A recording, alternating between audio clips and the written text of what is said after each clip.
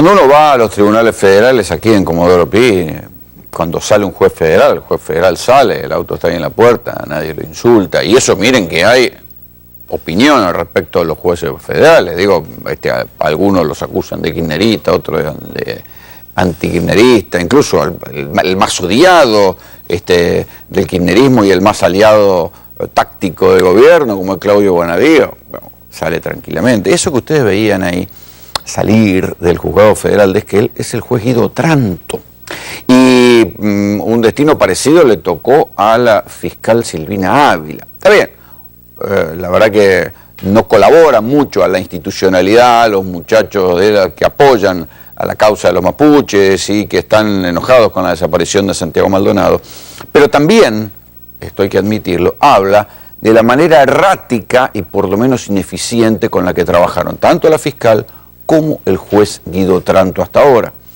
Yo se los vengo contando a lo largo de este mes y pico que lleva la causa Maldonado en el candelero y la semana pasada nosotros entrevistamos al hermano, a Sergio Maldonado, que decía y a la abogada, que decía que la fiscal Silvina Ávila se había comportado hasta ahí más como la abogada de los gendarmes que como una fiscal que estaba queriendo instruir una causa de desaparición forzada de personas y que tuvieron que rodearla o empujarla de alguna manera gente de la Procubin, de la Procuraduría de Violencia Institucional, para que instruyera la causa en el sentido correcto.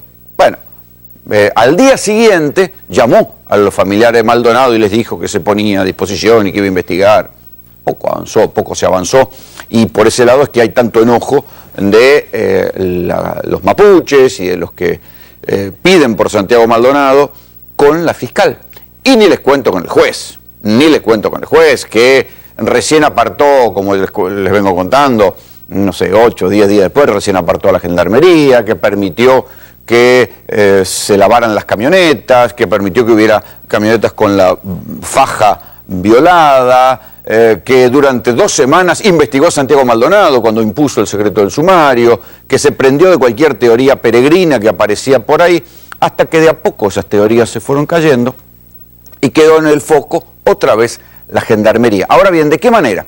Yo ayer les contaba en esta especie de folletín que les voy haciendo todos los comienzos de programa de Tercera Posición, les contaba que quedaban 2 teorías. Una teoría light, digamos, que es la del gendarme sacado, y una teoría heavy, que es la de la desaparición forzada de personas con todos los condimentos de una fuerza de seguridad que comete un exceso represivo, que esconde a alguien y que después lo hace desaparecer. Que de a poco van quedando estas 2 teorías. Todas las otras fueron cayendo en el camino, se fueron cayendo. Los viejitos que lo habían visto en una ruta, el que lo había visto en Entre Ríos, los que lo habían visto en La Plata, los colegas que decían, no, yo lo vi acá y sé de buena fuente. Bueno, estos rumores fueron cayendo. Los 131 tipos que llamaron para decir que sabían dónde estaban Santiago Maldonado, o bien eran buches de inteligencia, o bien eran colifas sueltos, pero todo eso se fue cayendo y ahora quedaron estas 2 teorías. Esto es lo que yo les contaba anoche. Hoy, tempranito, se conoció la pericia de ADN. Todos los ADN dieron negativo. ¿ADN levantados dónde? Sobre todo en las camionetas de gendarmería. No los voy a aburrir con el listado. Quedan 2 de esos ADN que todavía están imprecisos y que puede que en algún momento den otro resultado. Pero hasta ahora los ADN dieron todos negativos. Pueden dar negativo porque se hicieron mal, porque la gendarmería lavó antes las camionetas. Bueno, este va a ser seguramente el próximo debate que va a venir. Por lo pronto el gobierno rápidamente salió a decir, muchachos, acá esto quita del medio la posibilidad de que se trate de una desaparición forzada de personas. ¿Sí? Abre otras hipótesis, dijo la ministra de Seguridad Patricia Bullrich. ¿En qué contexto lo dijeron? Claro, porque Bullrich estaba ahí en un encuentro de Macri con Benjamin Netanyahu, el premier israelí, pero en otro lugar de Ciudad Gótica, en otra oficina, se estaba desarrollando una reunión bastante interesante, pero a la cual los resultados de ADN, que vieron que yo les venía diciendo que se demoraban, justo los resultados de ADN aparecieron cuando Marcos Peña, el jefe de gabinete, se estaba reuniendo con Amérigo Incalcaterra, que no tiene nada que ver con el primo del presidente Mauricio Macri, sino que es el miembro, el representante regional del ACNUD, del Alto Comisionado de Naciones Unidas por los Derechos Humanos. El ACNUD, el martes pasado, le había dicho al gobierno que estaba un poco incómodo por la falta de progreso en lo que le había dicho 3 días después de la desaparición de Santiago Maldonado, que tomara medidas urgentes por la desaparición forzada de Santiago Maldonado. Pasó un mes y al mes el ACNUD le dijo, con toda lógica, mire, hay falta de progreso.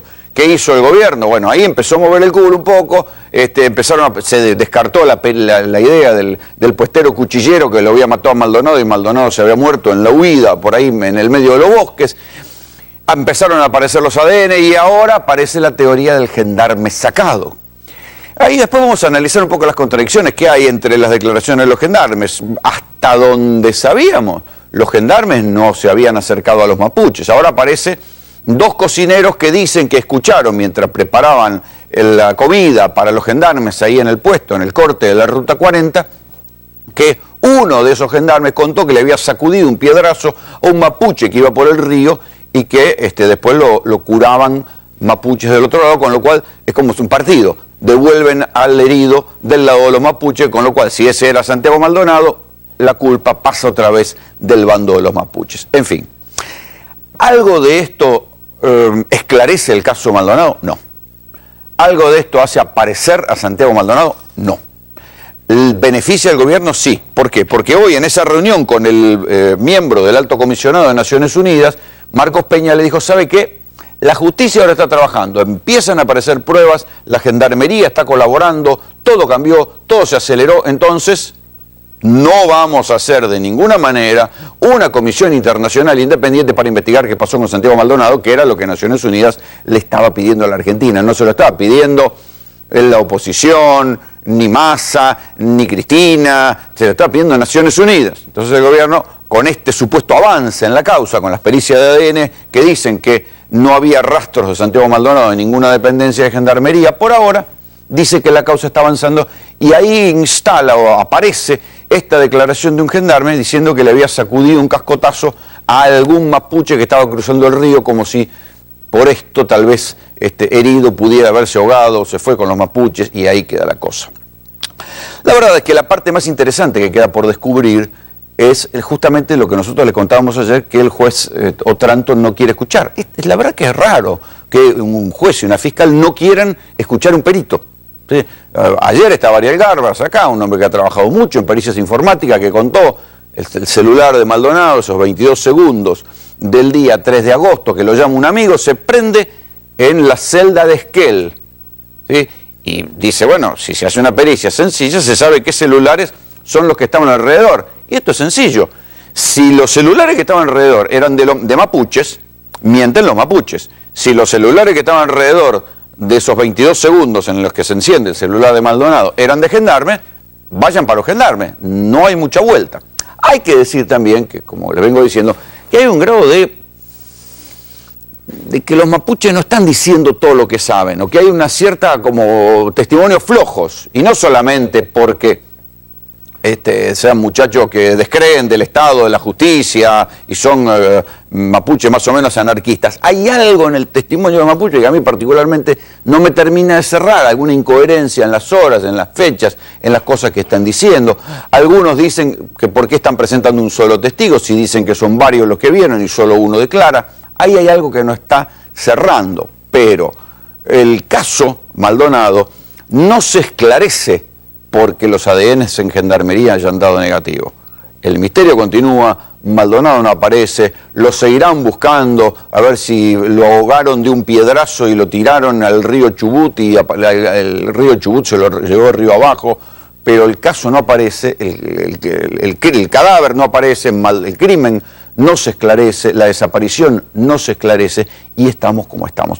Esta noche en Tercera Posición vamos a analizar la cuestión de las pericias, porque ¿cómo? Resulta que en el caso Nisman, cuando no se encontró ADN en el baño del fiscal muerto, durante años nos pasamos diciendo si había sido bien levantada y recogida esa pericia, si había sido bien hecha. Y sin embargo, en este caso las pericias se hicieron varios días después, ¿cuánto? 8 días después. y ahora desde el gobierno dicen, no, seguramente no hay manera de borrar los rastros, las pericias seguro se hicieran bien. Digo, hay muchas cosas que nos cierran. Vamos a hablar de todo esto esta noche en Tercera Posición. Bienvenidos. El 31 hubo un corte, una manifestación cerca de sobre la ruta 40, cerca de la intersección de la 40 y la ex 40, la que va camino al Maitén. Vinimos primeramente para participar de una reunión con autoridades del Ministerio de Seguridad. Al regreso de Bariloche nos dimos con este tema, así que a partir de ahí recibí la orden de la superioridad institucional de hacerme cargo y coordinar las acciones. Nos hicimos presentes para hacer el desalojo cumpliendo la manda judicial, ¿no?, que teníamos del juez Otranto. Mi orden fue intimar a las personas que estaban cortando la ruta, que se tenían que retirar al costado, que se podían seguir manifestando, pero de manera pacífica, y le recordé al jefe del Escuadrón 35 que en caso de violencia en la vía pública, básicamente, él tiene facultades autónomas previstas por la ley para proceder a la detención. Bueno, el operativo se armó en base a los hechos que se sucedieron, y en base a orientaciones y órdenes precisas emanadas del Ministerio de Seguridad. ¿Qué pasa a partir de las 11 de la mañana del primero?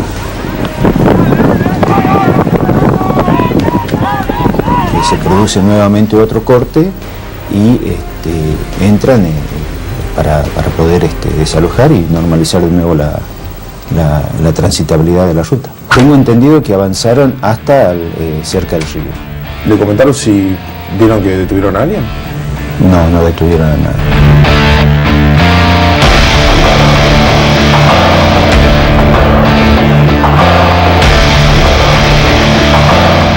No negamos de ninguna manera los hechos, lo que negamos o no aceptamos es que se quiera encuadrar el hecho en una sola hipótesis y que eso tenga una connotación de otro tipo. Y nosotros no damos por sentado que fue Gendarmería, ni tampoco damos por sentado que no lo fue. ¿El 100% las manos en el fuego por todos los que estuvieron en el operativo? Totalmente, señor. ¿Tanto de Bolsón como de Esquiel? Totalmente. ¿Usted piensa que se va a saber la verdad? Se tiene que saber la verdad. Sí. ¿Dónde está Santiago Maldonado? Dios quiera que sepamos dónde está. Tanto absorción que nos ha provocado el caso de Santiago Maldonado, nos olvidamos de contarles algunas cosas que sucedieron en este tiempo, pero que vuelven. Recién vamos a hablar de otra cosa que tiene muy preocupado al gobierno, que es la filtración de datos de amigos, favorecedores, parientes, que blanquearon plata en el último blanqueo, ¿sí? Y cómo se filtraron los datos. Esto después se lo vamos a contar porque es una cosa que tiene muy preocupado al gobierno, tanto que ordenó una investigación en la FIP. Y ahí están todos que se miran entre, en lugar de ser los 7 gendarmes, de acá son los 8 magníficos. Lo que tienen clave para acceder a esa base de datos son 8 y se están mirando unos a otros a ver quién fue el que filtró los datos de los parientes y de los que blanquearon mucha guita. Por dos motivos, hay preocupación por dos motivos. Primero, por una cuestión política. Sí, porque acuérdense que hubo en el Senado y en el Congreso, mejor dicho, la oposición hizo caer un artículo que permitía a los familiares de los funcionarios blanquear dinero. Y después ese artículo fue, por una manganeta en la reglamentación, fue revivido. Y también por una cuestión de seguridad, porque si hay semejante cantidad de filtración de datos desde la FIP, hay un grado de preocupación sobre, van a saber quién tiene guita en grandes cantidades. Este es uno de los temas. Después vamos a volver un clásico, muchachos, que es la guita negra, la plata negra de la bonaerense, porque otra vez La Plata se ha convertido en la capital de la plata negra, de la bonaerense. Otra vez, ¿recuerdan esa causa sobre la cual tanto les contamos, que mostraba que la recaudación de guita negra era un modus operandi en la bonaerense, que se juntaron todos los patrulleros un día de un veranito allá por el 2016, ni bien asumida María Eugenia Vidal, y se juntaron a llevar plata en la regional La Plata, de ahí, de la bonaerense, nada menos que en el Ministerio de Seguridad, en el cuartel central. Y de ahí en adelante, los policías, algunos terminaron presos, después salieron, bueno, finalmente terminaron todos presos y destituidos. Bueno, créase o no, volvieron a encontrar más plata todavía, 800 lucas, en la comisaría primera de La Plata, echaron por supuesto al comisario, pero tenemos mucho más entretelones. Pero no quiero dejar de empezar el programa sin agradecerles, sin mandarle un saludo a mis amigos de esta camioneta. ¿Por qué? La semana pasada cuando estuvimos en Esquel, nos acercamos ahí a la entrada de la reserva de los mapuches. Los mapuches no nos dieron mucha pelota, la verdad. Ustedes vieron la nota seguramente. No nos dieron mucha bola, no quisieron recibir, estaban preocupados porque se estaban haciendo los rastrillajes. Sin embargo, como nosotros la verdad que no estábamos cometiendo ningún delito, estábamos laburando, ahí nos acercamos con el auto que habíamos alquilado. Y aparece esta camioneta con este autito. ¿Sí? Y esta camioneta resultó ser que tenía esta patente. ¿Sí? Es una camioneta Nissan con esa patente. AB310IM, patente nueva. ¿Sí? ¿Cuándo cambiaron Trebuc la patente? ¿Este año o el año pasado? ¿Este año? Sí. Desde este año están esta patente. Bueno, ¿dónde encontramos la misma camioneta Nissan? Acá la tenemos. Después que nos digan que no se hace inteligencia interior en la Argentina, estaban fotografiándonos a nosotros. Nosotros pensamos que eran colegas que se habían bajado a laburar. Si es alguna fuerza de seguridad amiga, alguna fuente, les mando un saludo, pero no nos fotografíen a nosotros, muchachos. Nos conocen, nos pueden encontrar acá en los estudios de televisión todo el tiempo. Bueno, aquí la tienen, en el medio de los incidentes, en la puerta del juzgado, encontramos la misma camioneta que la semana pasada nos estaba fotografiando a nosotros. Con una bruta lente, se pararon ahí al borde de la Ruta 40 y nos empezaron a sacar fotografías a ver quiénes éramos los que nos acercábamos a la reserva mapuche. Seguramente cometiendo el terrible delito de querer conseguir una nota. Acá los tienen, AB310IM, ya saben, una de dos, o le cambian la patente, muchachos, o consíganse otra camioneta, porque esta ya, no disimularon mucho, porque sacaron una cámara de esas que nosotros no tenemos en el canal, una cámara con un tele espectacular, y no filmaron, no sacaron fotos. Así que bueno, ya, si quiere por lo menos mándeme la foto, ya que está, para ver si cómo salimos ahí en el medio del frío. Rubén Martín, ¿se pueden cambiar pericias de ADN? ¿Se pueden hacer desaparecer tanto? En el caso de un allanamiento que se hace tanto tiempo después, si se quiere esconder, ¿se puede esconder o es inescondible el caso de una persona que haya pasado por un lugar? Buenas noches, Rolando. En realidad vos tenés que pensar que toda prueba pericial, todo estudio es pasible de ser falseado, destruido, aniquilado. Por eso es lo que yo siempre te digo a vos, que tal vez lo más importante en una investigación, sea criminal, sea en una unidad antiterrorista, en una investigación las primeras horas son decisivas.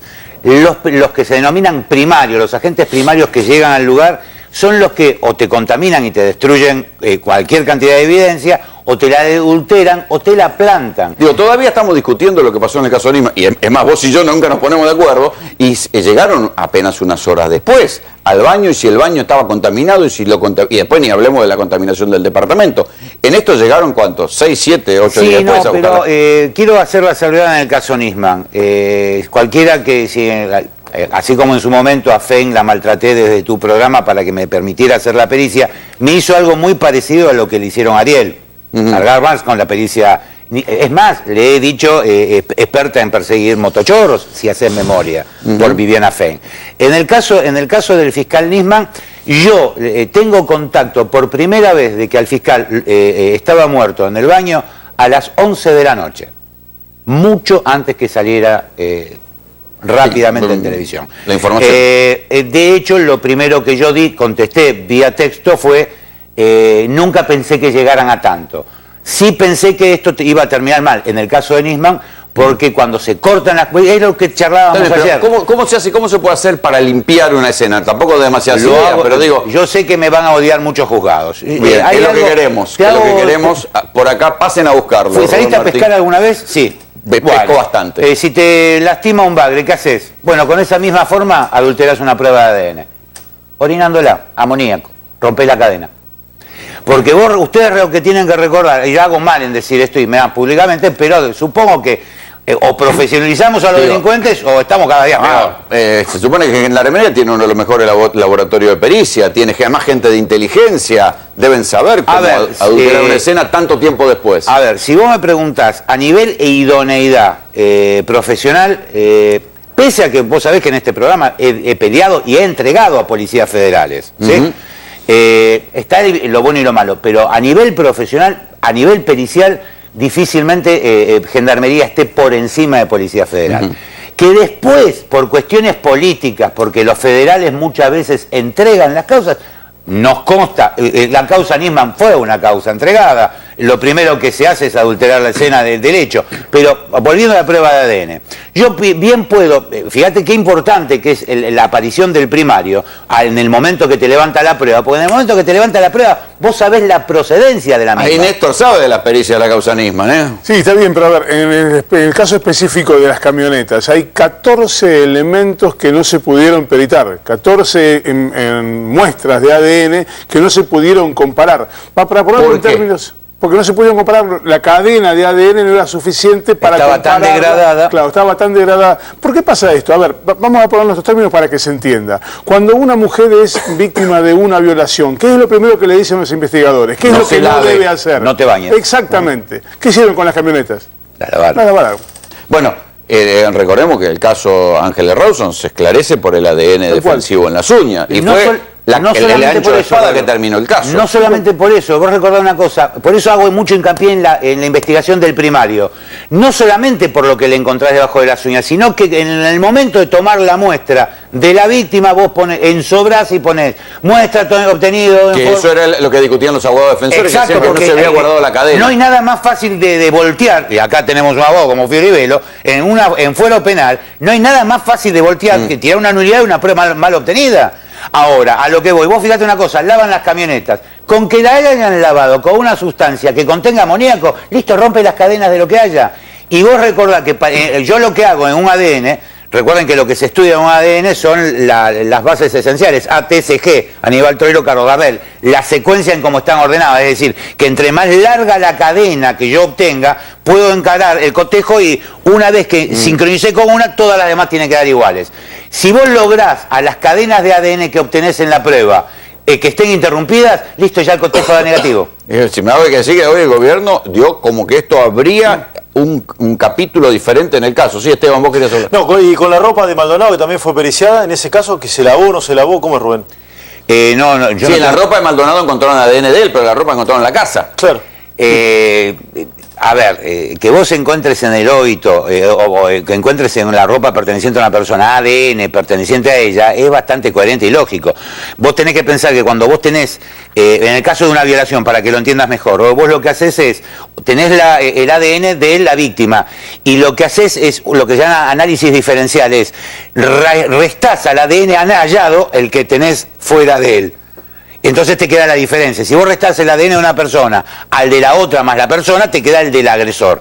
En esto es... Aquí quiero sumarlo a la conversación a Leopoldo Moró, candidato a diputado nacional por Unidad Ciudadana. ¿Cómo estás viendo lo que está pasando a partir de esto? Que el gobierno está diciendo, bueno, no hay desaparición forzada de personas, en todo caso habrá habido un gendarme que se excedió.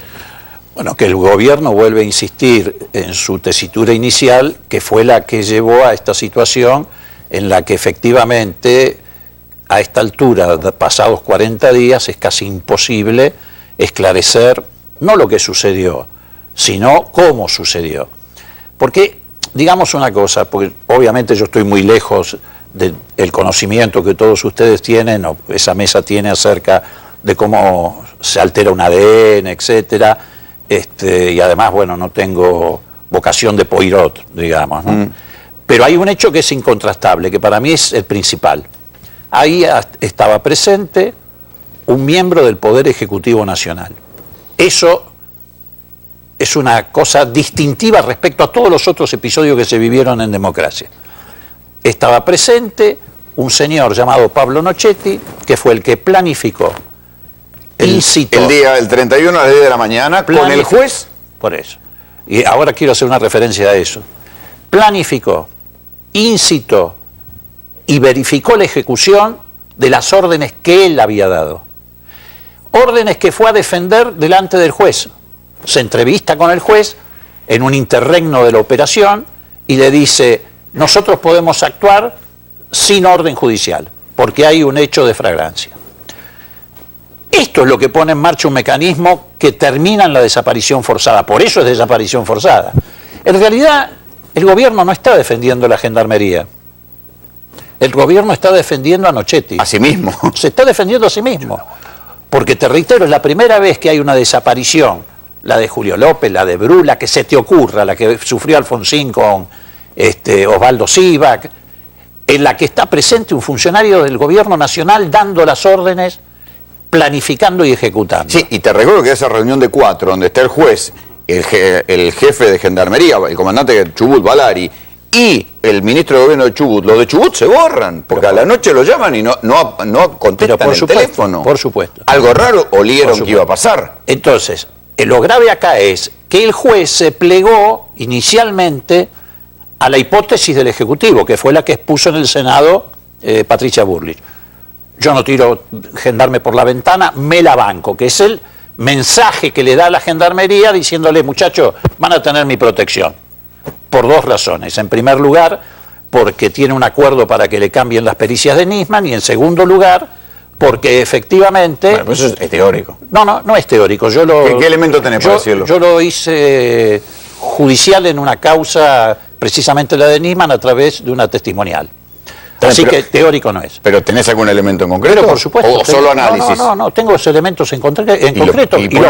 ¿Y los volqué allí. Hay un acuerdo con el director general de la Gendarmería, con el señor Otero, denominado El Gato, 2 reuniones que tuvo precisamente Nochetti, previas a la desaparición de Maldonado. Cuando viene la desaparición de Maldonado, es donde se establece el ida y vuelta.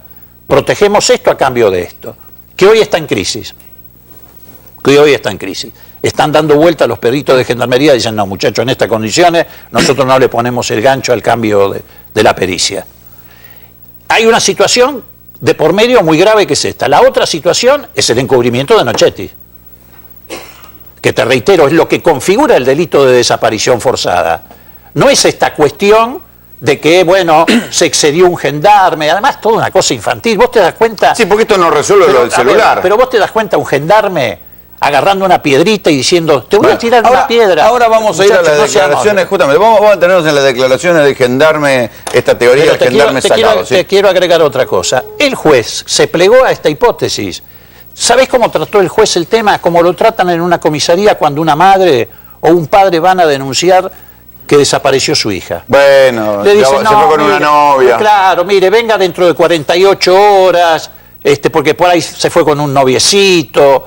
El juez, ¿qué dijo? En vez de tratar la principal y única hipótesis que en ese momento tenía, que era la Gendarmería, Nochetti, que le había confesado al juez, al propio juez, que él iba a actuar sin apego a la ley, el juez dice, no, bueno, vamos a ver, por ahí Maldonado aparece, lo mató fulanito, etcétera. Pasaron 40 días y hoy no tiene valor nada de lo que están haciendo. Enseguida vamos a ver las declaraciones de los gendarmes, pero antes, si todavía no pudiste cobrar tu deuda, Morosos Incobrables tiene la solución.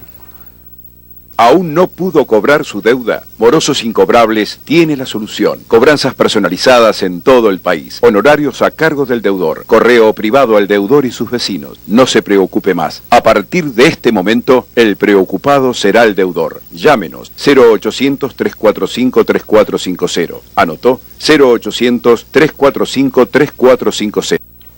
Acá el comandante Néstor Espósito va a traernos novedades del alférez cascotero, Neri Robledo se llama. Neri Robledo, nos enteramos hoy de la existencia de este señor que, en rigor, hasta ahora sabíamos que había intervenido en el operativo más caliente, en la parte más caliente, 7 integrantes de la Gendarmería. Bueno, en realidad no eran 7, eran 8. ¿Y cómo se había perdido este? La explicación oficial es porque tenía a su padre enfermo, entonces había pedido licencia y en estos 40 días nadie se acordó de ir a golpearle la puerta para preguntarle, che, ¿qué pasó en esa oportunidad? Neri Robledo declaró... Suena raro que no hayan peinado fino, que no hayan hecho un peinado fino de lo que estaban en ese operativo y se den cuenta 40 días después. Se supone que los comandantes saben, por lo que a mí me contaban, había gente de 2 de los escuadrones y había cierto descontrol y ciertas desinteligencias entre ellos en el momento de entrar a la reserva mapuche, pero que se olviden de uno. Es la primera de las inconsistencias de esta declaración. Neri Robledo, ¿qué es lo que cuenta? Que él participa en el operativo, que va en persecución de alguno de los mapuches agresores, así los define, y que en un momento determinado recibe un piedrazo en la rodilla. que como estaba desarmado, esto lo enoja y como una reacción instintiva toma del piso una piedra de pequeñas dimensiones, así la refieren, y se la arroja a uno de los agresores a quien le pega en la espalda. Ahora, gendarme desarmado en esa circunstancia. Mira, Yo tampoco creo que esté dentro de los protocolos de los gendarmes, tira piedra. Tal cual, tal cual. Digo, los gendarmes son una fuerza de seguridad y no es habitual que un gendarme repela una agresión a piedrazos, muy por el contrario, un gendarme no tira, una fuerza de seguridad no tira piedrazos. Pero hay un dato central en toda esta historia.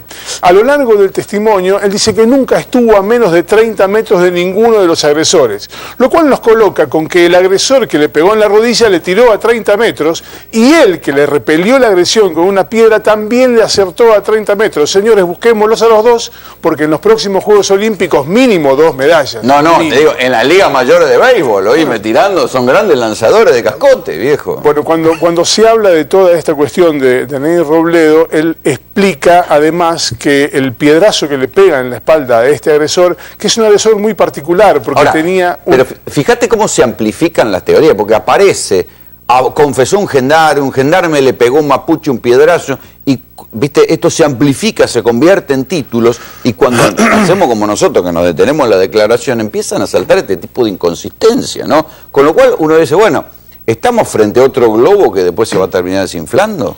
Hay, en las inconsistencias que fueron detectadas en este relato, hay una que es muy llamativa. El prefecto Robledo dice que le arroja la piedra, pero que la piedra que le pega en la espalda, y que él lo sabe porque quien lo acompañaba, una persona de nombre Peloso, le dice, sí, le pegaste, que ese golpe en la espalda no le impide al agresor, que tenía una capucha en la cabeza, atravesar el río.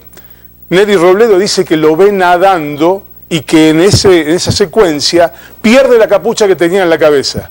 A esa altura el río tiene 40 centímetros de profundidad, con lo cual es imposible en esa circunstancia que alguien pudiera haber estado nadando y que por efecto es un nuevo del agua... estilo, nadar de rodillas. A todo esto hay algo que ni siquiera periodísticamente nadie notó.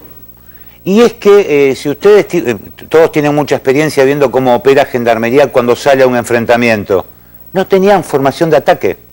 Era una montonera de soldados yéndose. Era un ejército guerrillero prácticamente. Ustedes recuerdan que ellos para tomar una ofensiva tienen un protocolo. Todos juntos con los cascos. Exactamente. Y un protocolo en donde avanzan tipo falange.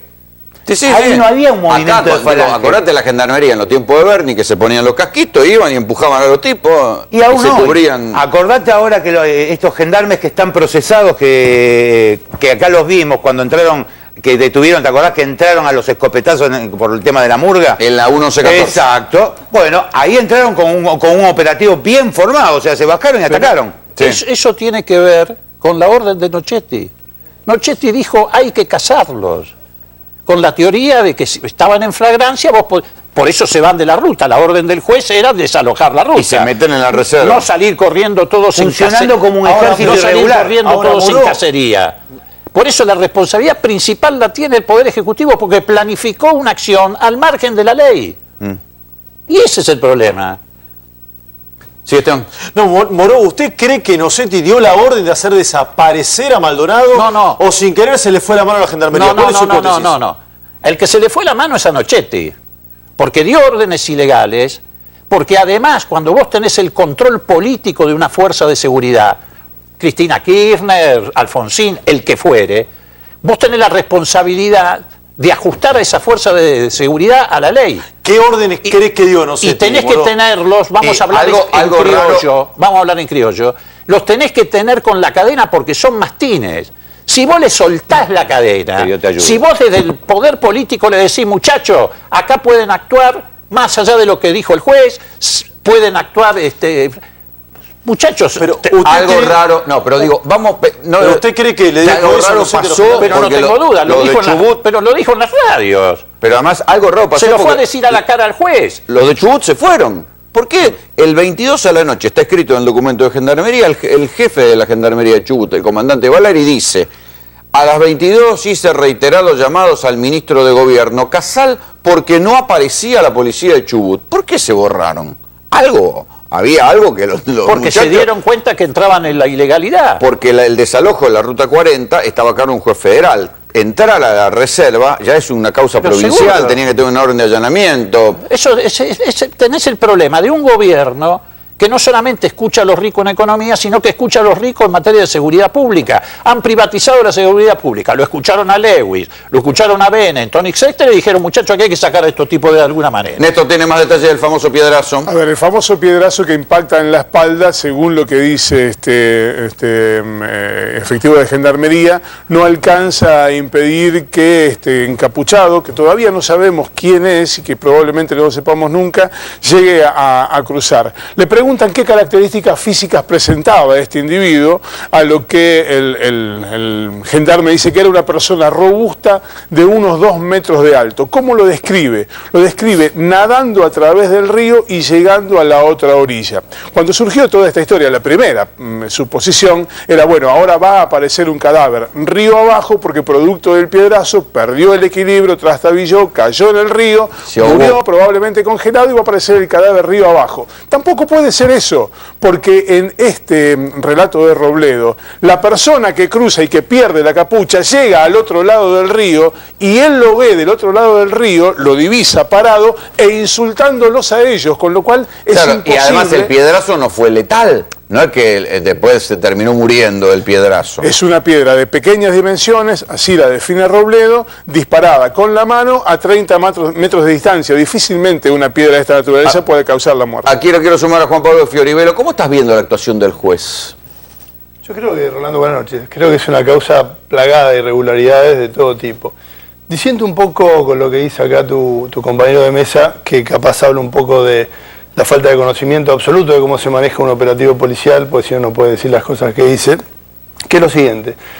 En los casos de este tipo de cosas, la intervención la dispone un juez, pero la fuerza federal que tiene a su cargo la conducción política, en este caso, y operativa de la ruta, o en este caso el desalojo, en los casos de flagrancia, lejos de ser un acto ilegal, como menciona Moró, es un acto totalmente constitucional. En los casos de flagrancia es el operativo policial el que está a cargo, en este caso Gendarmería, que tiene la facultad directa de intervenir.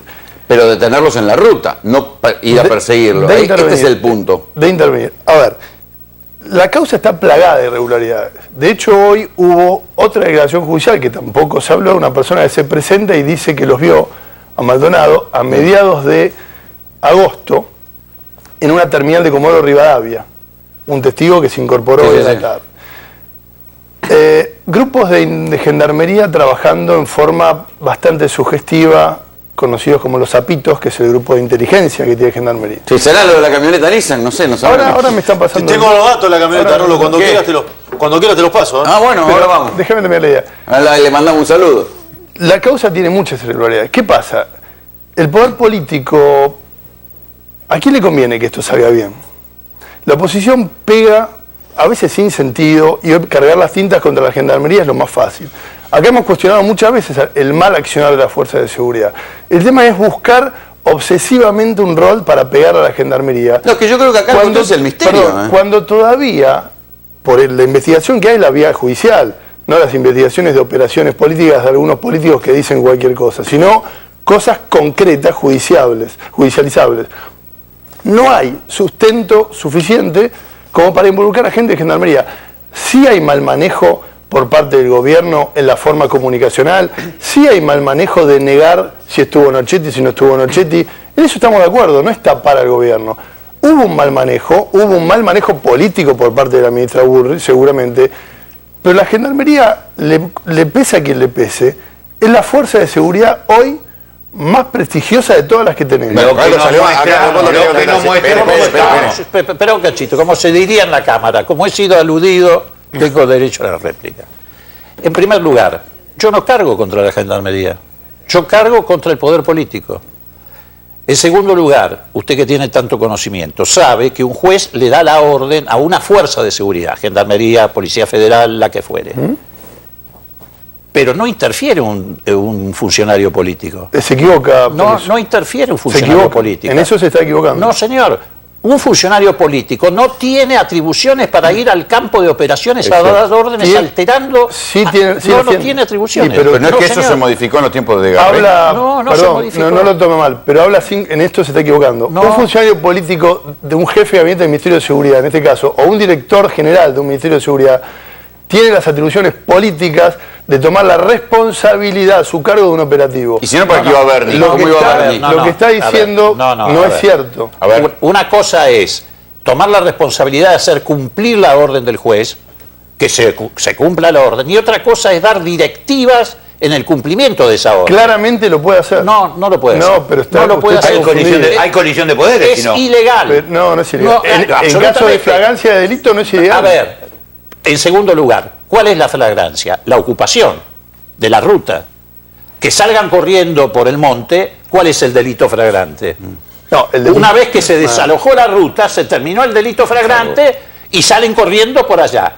Lo que pasa es que les dijeron... En la volada que querían aprovechar para sacarlo de la estancia. Por supuesto, querían aprovechar para hacer lo que el juez no les había dicho que había que hacer. Ahí Néstor tiene más datos de lo que están diciendo los gendarmes. Una suerte de cierre de esto que estábamos contando, la versión del gendarme que golpeó a un manifestante con la piedra, no fue declarada todavía ante el juez. Hay otros dos gendarmes, esto está declarado en una suerte de investigación administrativa interna de la gendarmería. Dato del gobierno. Que le fue aportada, que le fue entregada, según lo que el gobierno se encargó de difundir, que le fue aportada al juez Otranto, pero Robledo... Ahora, fíjense lo que es la diferencia de valoración del juez Otranto. No quiere recibir una pericia telefónica que no encargó, porque le dijeron que no se puede rastrear o sea, en un radio de 35 kilómetros. Viene un perito y le dice, mire que se puede rastrear. Dice, no, usted demuéstreme, yo no lo conozco. Cuando el juez Otranto viene de Comodoro Pi, donde Garbar se ha cansado de participar en pericias. Eso no lo quiere escuchar. Ahora, algo que le da una parte interesada, como es el gobierno, eso sí, lo recibe y lo da por bueno. Sí, pero es un hierro caliente, porque cuando lo recibe, lo que tiene que hacer es certificar que efectivamente lo que dijo Robledo en la sede administrativa, lo tiene que ratificar ante el juez, si no, no tiene ningún valor. ¿Qué es lo primero que tiene que hacer? Llamar a los inspectores de gendarmería y decirle, vea, a usted Robledo le dijo esto, y si le dice que sí, entonces Robledo pasa a estar imputado. ¿De qué? De haber tirado una piedra.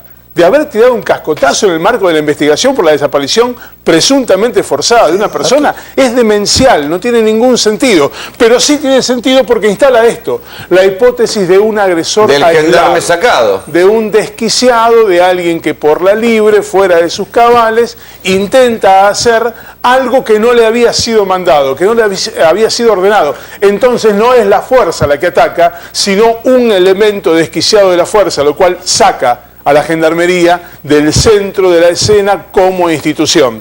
Finalmente, lo que dice respecto del golpe con la piedra contradice Robledo a su jefe de escola. Leíamos ayer la declaración de Escola, el jefe de gendarmería que estaba en el operativo, y él aseguró que en ningún momento sus efectivos estuvieron cerca de los... Bueno, pero le pegó un piedrazo a 30 metros. Bueno, pero piensen que a lo mejor lo que están buscando es la coartada, de que si en algún momento encuentran el cadáver y presenta una lesión notoria en la espalda, pueden hacer coincidir los relatos. Yo digo, claro, tal vez están sembrando la posibilidad de que aparezca el cadáver. Rolando, hay un dato que me parece importante. Sí. Muchas veces en la policía bonaerense, asuntos internos, le toma declaración a los policías por sumarios administrativos. Dicen blanco. Después eso se judicializa. Cuando van ante el fiscal dicen negro.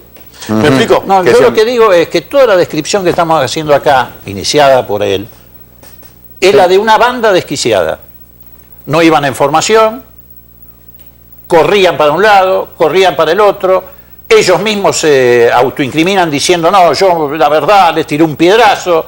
¿Pero por qué era una banda desquiciada? Porque hubo órdenes del poder político de actuar de esa manera. Lo dijo Nochetti el día siguiente. Militarmente les dijo, los vamos a meter presos. Los vamos a meter presos sin orden judicial. Los vamos a hacer...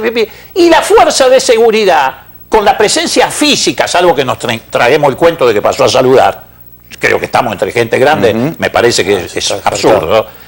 La presencia física de un señor que exhibe poder político diciéndole a una fuerza de seguridad, muchachos, métanle para adelante que yo los cubro, es una locura. No, pero nunca dijo eso, Moró. Lo dijo gestualmente, lo dijo... La actitud de la formación lo hace evidente, no hace falta... Hay cosas... A ver, si entra un pelotón Técnicamente vos tenés entrenamiento militar, esto es un zafarrancho, no es una formación de falange. ¿Estamos? No, esto es un zafarrancho de combate. Que hay irregularidades, coincido con vos. Ahora, cargar las culpas en una cosa que todavía no se acreditó. ¿Pero qué cargar las culpas? En los últimos que tomaron contacto con este muchacho fueron la Gendarmería. La Gendarmería tiene un responsable institucional y político, es decir, tenía un primer comandante y estaba el jefe de ministro de Gabinete de Seguridad. ¿Sí? Entonces, en algún momento esto tendrían que haberse dado... Esto tendría que haber caído. Tendría que haber caído Patricia Bullrich por una escalera. Pero ahora, después de todo esto, el que está complicado para mí son la jueza, el juez y la fiscal. Digo, porque hoy la gente se les fue encima. Está bien, ustedes miran, son mapuches, son locos, son hippies perdidos en el sur, todo lo que quieran. Pero la fiscal no parece una fiscal y el juez no parece un juez, no parece un juez federal. Pero porque se plegaron a la tesis oficial inicial. La primera hipótesis que se debió haber analizado es la más plausible. No era si había aparecido allá, lo encontraron en un supermercado, etc. Porque eso provocó que recién se recogieran ADN, no sé, 8 o 10 días después. Que recién se hiciera un rastrillaje 35 días después. Y todo eso contribuyó ¿a qué? A generar un blindaje que se va a perforar, no tengo duda que más temprano que tarde se va a perforar, no alrededor de la Gendarmería como institución. Aunque le hacen poco favor a la Gendarmería como institución cuando dicen, no, son muy eficientes en la lucha contra el narcotráfico, como anticipando de que porque son eficientes en la lucha contra el narcotráfico pueden hacer desaparecer una persona. Eso es otro disparate del poder político. No podés darle esas señales a las fuerzas de seguridad. Leopoldo, gracias por venir. No, al contrario. Son las 5 de la tarde del lunes 31 de agosto. Esta es la Ruta 40, a la vera de la estancia Leleque. Un grupo de 4 mapuches cortan el paso de los autos. Las imágenes pertenecen a Gendarmería y ya están en poder del juez Guido Otranto. 20 minutos después, los mapuches comienzan a arrojar piedras contra los gendarmes. Los agentes se repliegan, pero no contestan la agresión. Ahora no te llegan. Fíjate las piedras. A las 6:05 de la tarde se les notifica a los mapuches que el juez resolvió desalojar la ruta. Se les notifica que a encontrarse en ejecución de un delito de carácter federal, se ha iniciado la sustanciación de la prevención sumaria judicial correspondiente, con intervención y conocimiento del Juzgado Federal de Esquel a cargo del doctor Guido Otranto. En la imagen se aprecian ahora a 7 hombres de la comunidad mapuche. No hay ningún testimonio ni evidencia que permita afirmar que alguna de estas 7 personas sea Santiago Maldonado. Y se los intima a que depongan su actitud y levantar los obstáculos que se encuentran en el lugar. Los gendarmes esperaron al costado de la ruta durante 9 horas. Exactamente a las 3 de la mañana del 1 de agosto, el corte fue levantado. Estas imágenes corresponden al martes 1 de agosto. A las 11:20 de la mañana todo es tensión. Más de 30 gendarmes caminan por la 40. Pretenden desalojar a los mapuches que otra vez habían cortado la ruta. Se escucha el sonido del viento patagónico. También se escuchan los motores de una camioneta y de un Unimog listos para actuar. Algunos gendarmes tienen palos en la mano. 2 de ellos portan 2 escopetas listas para disparar balas de goma. A las 11:22, las fuerzas de seguridad empiezan a caminar hacia donde se encuentra el corte de ruta. Un minuto más tarde se escuchan los primeros disparos de balas de goma. Primero hacia el piquete, después disparan hacia adentro de la estancia. El comandante da una nueva orden. ¡Vamos, señores, avancen! A las 11:25 la camioneta atraviesa rápidamente la formación y avanza hacia los mapuches. Algunos gendarmes se dirigen hacia la ruta, otros hacia el interior de la estancia. Este es el momento más tenso. Son las 11:27 de la mañana. Se escuchan los disparos de balas de goma. Los gendarmes gritan. Los mapuches responden con pedradas. También entra en acción el Unimog. A lo lejos se ve el puesto de vigilancia de los mapuches dentro de la estancia. Hasta allí se dirigen los gendarmes.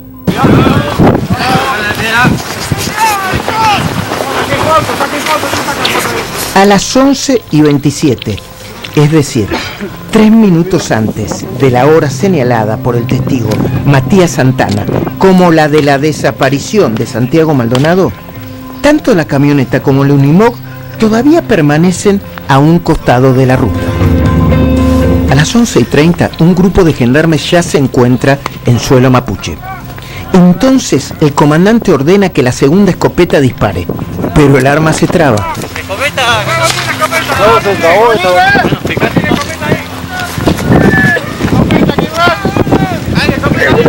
Está trabada una.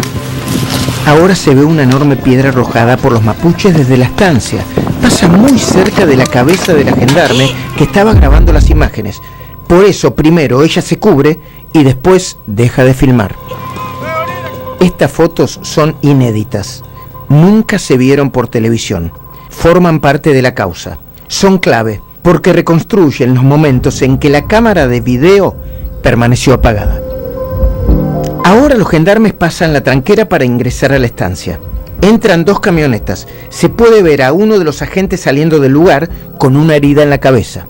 Vemos como al gendarme herido le chorrea sangre de la cabeza. Recibe los primeros auxilios. Este es el camino que conduce al puesto de vigilancia mapuche. Se pueden ver con claridad las huellas de los vehículos de gendarmería. Al fondo se alcanza a divisar la cola del Unimog. Ahora estás viendo el puesto de vigilancia mapuche. En la casilla solo se encontraba una mujer con su pequeño hijo. Ahora, barranca abajo, hacia el río, los gendarmes se abren paso entre los arbustos. No parecen estar corriendo a nadie. No hay signos de tensión o lucha. Uno de ellos sube la barranca desde el río a paso apurado. Está sangrando. Se trata del gendarme Chazú. Sus compañeros lo atienden al pie del Unimog y al costado de una de las camionetas.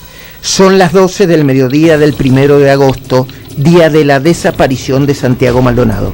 Para esta hora, según la declaración del testigo Matías Santana, Maldonado ya se encontraba desaparecido.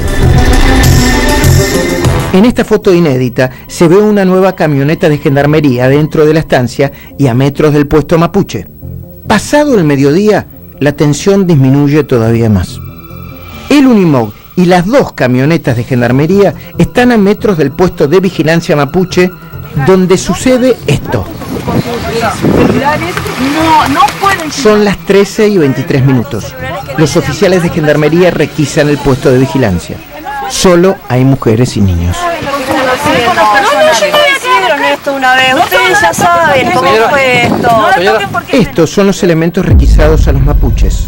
Están sus herramientas de trabajo: moladoras, martillos, sierras, pinzas, panfletos contra Benetton, celulares, dinero, botellas, bidones, serruchos, hachas y unos binoculares. ¿Serán los mismos binoculares que usó Santana para ver cómo se llevaban a Maldonado? Este video, también incorporado a la causa, no pertenece a Gendarmería.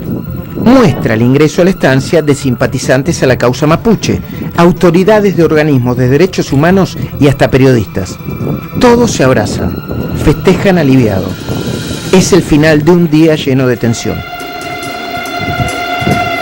Ninguno de ellos preguntó por Santiago Maldonado. Ninguno de ellos se mostró angustiado por la presunta desaparición de Santiago Maldonado.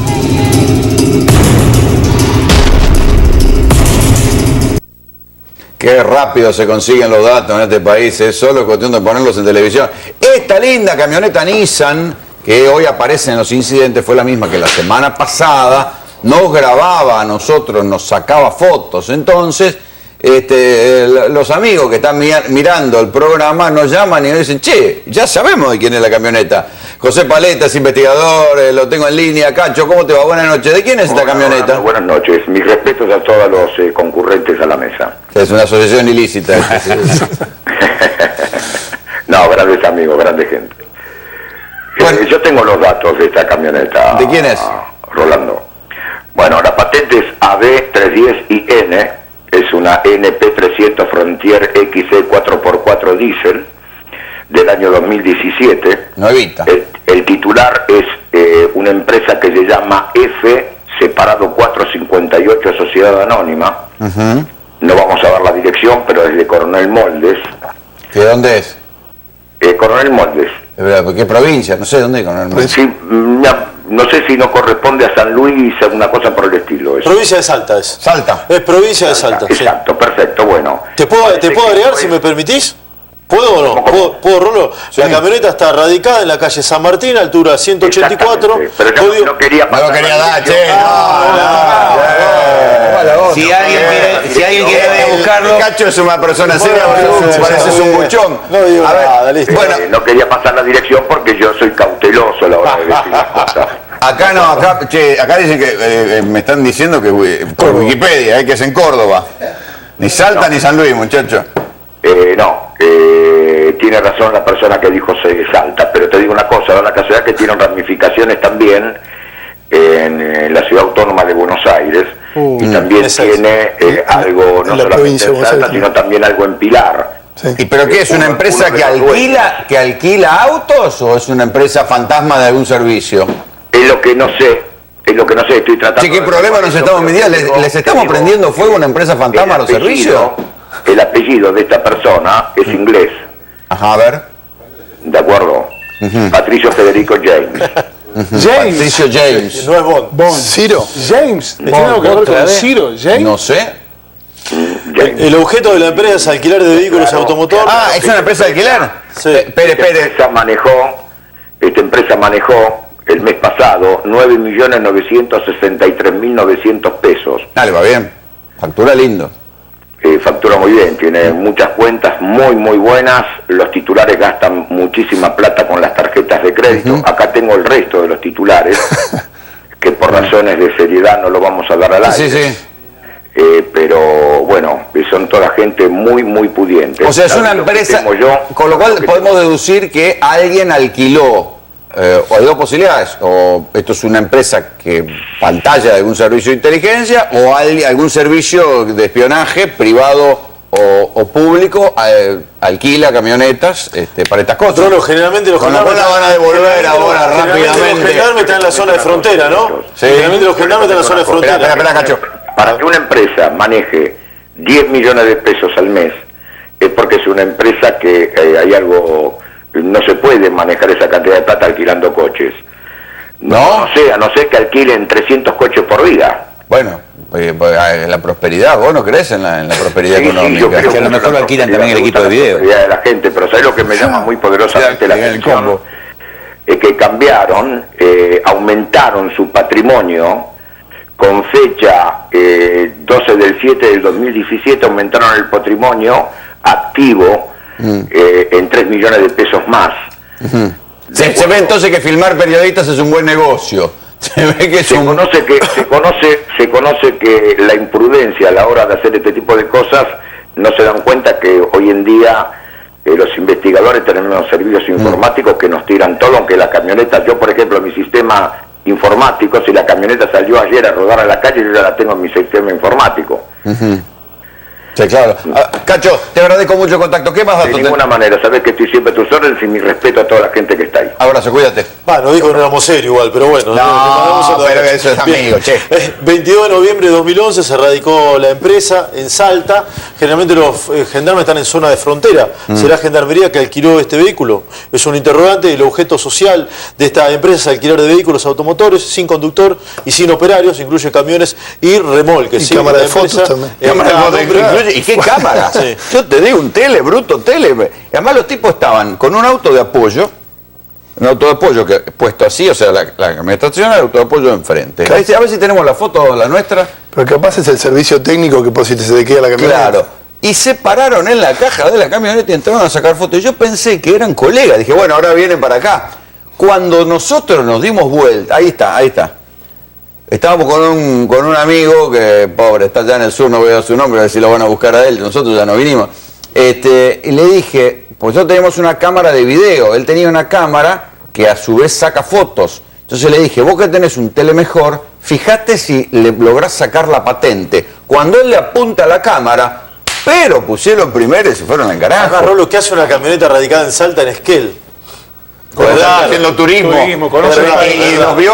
nos consideró parte de la belleza del lugar. Dijo, entonces nos sacaron fotos. Fauna autóctona. Claro, y no es very typical. No hay muchos ojos claros por allá, Rolo. Claro, para esa distancia no se ve. Hay mucho mapuche. No hay manera, no hay manera. Aquí el comandante Espósito tiene unos datos sobre el ADN. Sí, a ver, uno de los primeros datos que se conoció respecto de los rastrillajes que realizaban los perros fueron muy activos en el hallazgo de prueba respecto de esta situación, había encontrado en un cuadrado de 2 metros por 2 metros, habían encontrado un perro señalando ese lugar como que ahí había algo vinculado con Santiago Maldonado. Cuando fueron a buscarlo encontraron un dije con una cadenita, con una suerte de cordel, de esos que se ponen habitualmente en el cuello, típico de hippie, de bolsón, de silo. Y había ¿viste cuando se pone cauteloso empieza de hippie y de bolsón? ¿Sí? ¿O no has tenido tu etapa hippie? No. Ya lo tiró bajo del tren. ¿No has tenido? ¿Vos qué decís? Yo sí fui hippie. Yo sí fui hippie. Tenía pelo largo, che. Te hay foto. Hay imagen. Quiero foto. Les pido que me eviten ese bochón. Espósito no tiene etapa hippie. Yo he tenido, por eso digo. Bueno, lo concreto es que ese dije encontrado allí tenía incluso las iniciales de Santiago Maldonado y todo parecía indicar que los perros habían encontrado una prueba fundamental del paso de Santiago Maldonado en ese lugar.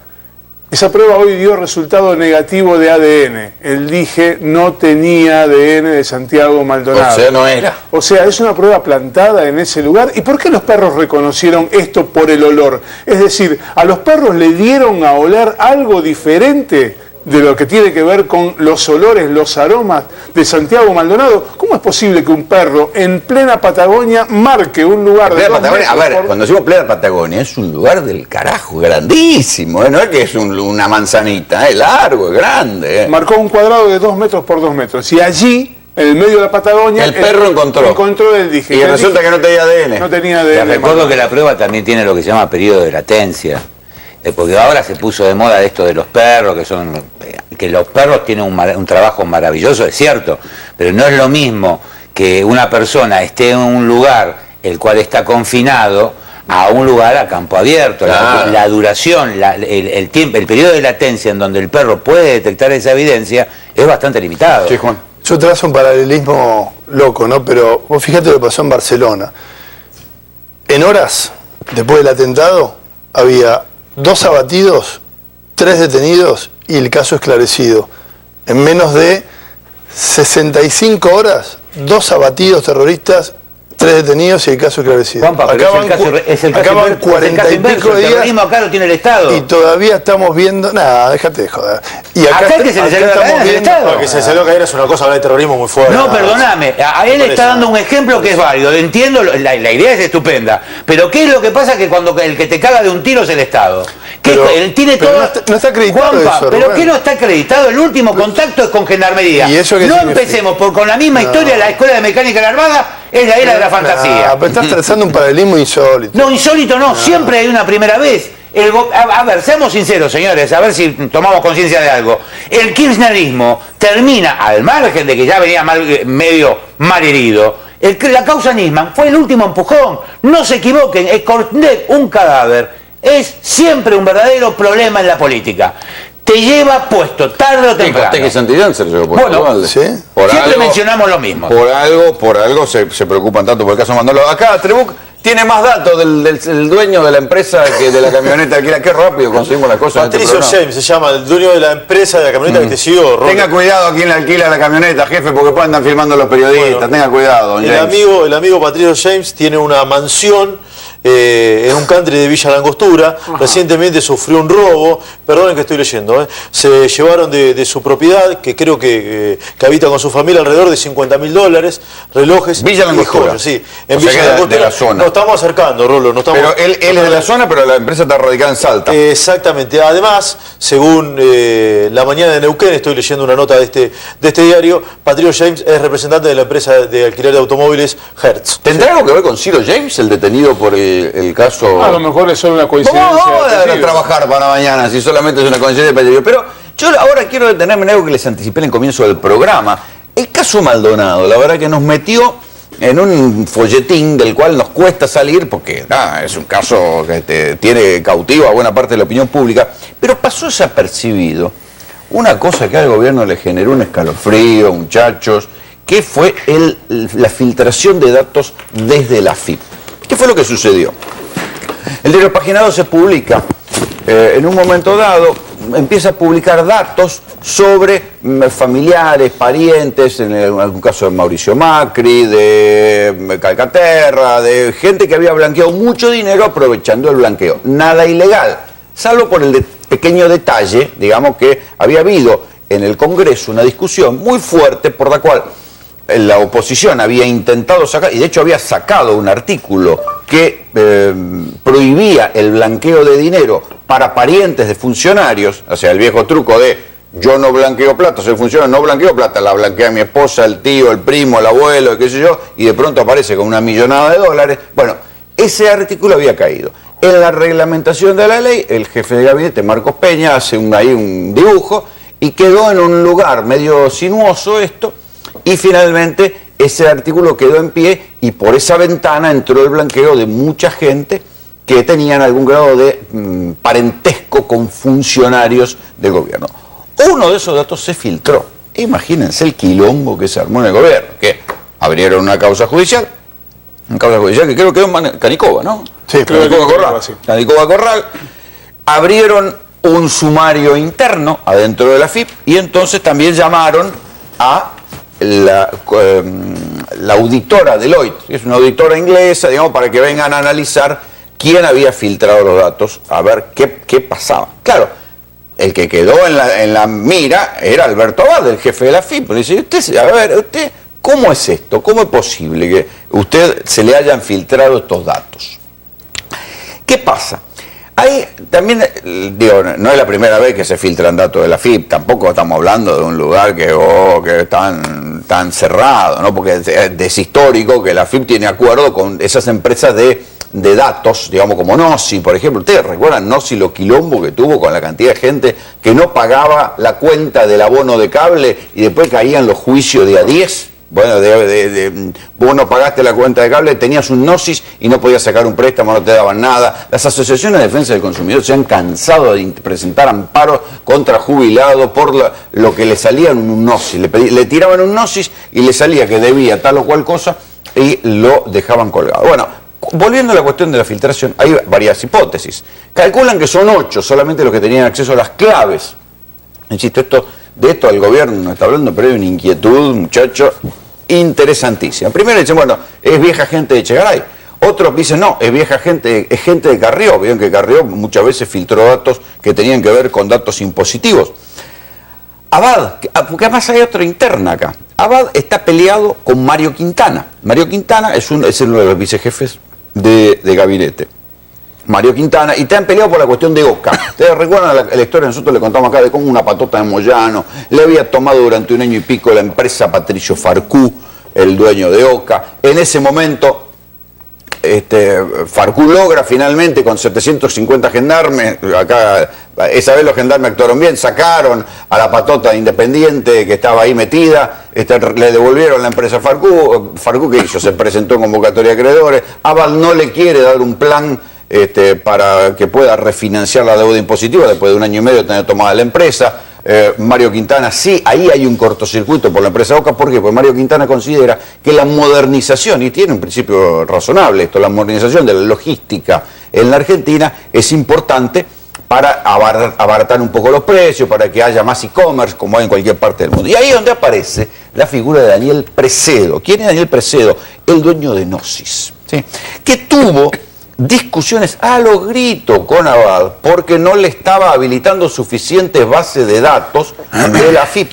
Digo, discusiones a los gritos. Entonces ahí es donde las miradas empiezan a decir, bueno, hubo alguien que, porque está peleado con Abad, quiso filtrar estos datos para complicar al gobierno. Fíjense el nivel de cosas en la que estamos hablando. Hay un nivel de paranoia en el gobierno, por eso están mirando a ver si no fue justamente alguien de Gnosis o vinculado a la empresa Gnosis, Daniel Precedo, quienes pudieron haber filtrado los datos, o bien si fueron los kirchneristas, o bien si fueron los de Carrió. Hay un nivel de paranoia en el gobierno con estos muchachos de la cual nadie habla, pero en algún momento se va a terminar sabiendo. Ahí lo tengo con Juan Enrique, tiene datos. Claro, Rolando, vos contaste todo muy detalladamente. Estamos hablando de datos. Y cuando hablamos de datos, estamos hablando de dinero, porque los datos, la información, vale mucho dinero. Y vos que estás en tu casa seguramente vas a pedir un crédito y te chequean y te sale que no pagaste la última patente del auto y te dicen que no te dan el crédito. Claro, esa información vale muchísimo. ¿Por qué vale muchísimo? Porque estamos hablando de mucho dinero. Vos hablaste de una empresa que da datos, que maneja información, que seguramente maneja la base de datos de la AFIP. Y que en una época se había puesto de moda decir, vos salís en el Gnosis y cagaste. Y no, todavía hay otra empresa más. Y todavía tiene mucha relación con las fuentes del poder. Y sabés, Rolo, que estamos hablando de mucho dinero, porque estamos hablando de toma de decisiones, hablamos de información financiera y comercial. ¿Sabés que esta empresa que vos decís, Gnosis, tiene o vende 9 millones de consultas mensuales a un precio promedio de 30 pesos? Factura por mes con 75 personas. Sí, está bien, pero no son bases de datos públicas. Algunas están ingresando a la base de datos fiscales que deberían ser un poco más reservadas. ¿Sabés, Rolo, que hay una ley, no? Que un juez acceda es una cosa, que una empresa acceda, Hay una ley de habeas data, la ley 25.326. Esa ley habla de cómo vos podés defenderte de ese manejo de datos, la garantía, qué datos tuyos pueden publicar, qué organizaciones privadas o públicas puedan dar datos y encima si son actualizados o no. ¿Por qué? Porque hay datos que son muy privados, que tienen que ver con la salud, no solamente financieros y comerciales. Sí, que te pueden cagar un laburo. Claro, no solamente un laburo. De hecho, hay mucha gente que nos está mirando, que está tratando de pedir los créditos hipotecarios UBA y seguramente le saltó que debe la patente del auto. Y en este momento está reputeando. Bueno, claramente que se busque un abogado, que acá en la mesa... Acá se busca un abogado, Fioribelo. ¿Qué hacemos? Puede defenderse. Es preocupante, hay algo que no se mencionó. ¿Cómo tiene la data esta empresa, no? Por ejemplo, Gnosis, en este caso la están mencionando. ¿Cómo accede a esos datos? Son datos muy cerrados, datos muy sensibles y datos muy privados. Tiene un amigo adentro, viejo, ¿cómo? Hay datos... Mirá, escuchaba recién fuera de cámara que hablaban de datos migratorios, datos de ANSES, datos de esto, datos de... Son datos sensibles y altamente privados de una persona. Eso y hacer inteligencia... Es lo mismo. No, no es lo mismo. No, porque si llegan a la persona equivocada te sirven para que te vayan a chorear. Pero vos fíjate cómo accede esa empresa. Uno dice, un Gnosis hace tal cosa. Ahora, ¿quién le da la información a Gnosis? ¿Hay alguien que se la da? Porque si no, no puede dar la información que da. Sí, y no es esa información que se encuentra en internet buscando más o menos bien en base de datos públicos. No, y por eso cobran. No, es algo más. Es mucho más completa. De hecho, yo no sabía, comento, el primero que la causa judicial no sabía, pero como abogado lo veo, es grave. Que una empresa haga esto, si llega a ser así, es grave. En realidad no sería grave. Yo les voy a decir mi postura en esto, que de golpe me van a golpear entre todos ahora. En realidad, si la gente... Bueno, traten de no ensuciarse mucho. Hay 2 micros afuera esperando. No, pero piensen una cosa. En tanto y en cuanto la gente tiene una forma de vida lícita, transparente y honesta, nadie tendría por qué preocuparse. A lo sumo puede decir preocupar. Momento, déjame terminar un momentito. Acá hay una cosa que es real. El primero, ¿saben quién fue el primero en desconectar la FIP de la CIDE? De cuando se llamaba CIDE. Cristina. 1 año y medio antes de que acabara el gobierno de Cristina, había una conexión entre la base de Estados Unidos, que la gente de Jaime utilizaba, porque les digo, la base que tiene la FIP, que yo hasta donde yo la conocí, no hace mucho, es la más completa información que el documento. O sea que es la información más sensible la que tiene la FIP. No, es impresionante. Yo cuando ingresaba, en sentido figurado siempre, cuando ingresaba a la FIP, tenía no solamente los datos de Rolando Graña, sino de la madre de Rolando Graña, el hermano de Rolando Graña, la prima de Rolando Graña. Inteligencia fiscal. Porque es una estructura en árbol. AFIP tiene un área que se llama... que si alguien pone un billete en inteligencia fiscal, tiene todo dato. AFIP tiene un área muy sensible que es el corazón de esto, que nunca se dice, que es el área de inteligencia fiscal, que tiene muchísimo poder más de lo que la gente piensa, y es la que maneja este tipo de datos. Ahora, vuelvo a decir, como esos datos que son de un ente público súper reservado, aparecen en manos de privados. Tenés una puerta de calle, tarde o temprano te entran los De ladrones. hecho, el posible que saltó en la FIP, Enrique Lísquez, era el director de comunicaciones y tecnología. Pasa Y por ahí. lo sacaron. exactamente. Ahora, Lo limpiaron, si, claro. si AFIP tiene un sistema tan sofisticado, ¿por qué no lo utiliza para cobrarle impuestos a los evasores? Porque lo usa para cubrirlo. Bueno, comandante.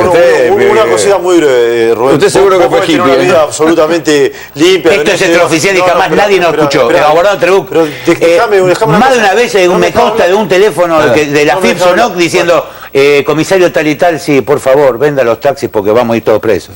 No, es un tema de seguridad. Por más que tenga una vida limpia, honesta, como la gran mayoría de los ciudadanos, a nadie le gusta que le pongan en un lugar los movimientos de cuenta bancario, si tiene 4.000 pesos, 5.000 o 35.000. A nadie le gusta, además, un tema de seguridad también. Porque si alguno ve que, por ejemplo, transfirió un auto, le pueden ir y robar ese día. Quiero aclararte algo, Trebuch. Cuando vos tenés un movimiento bancario, no le preocupa la inteligencia. El problema es cuando vos no tenés respaldo bancario y tenés 15 autos, Trebuch. Bueno.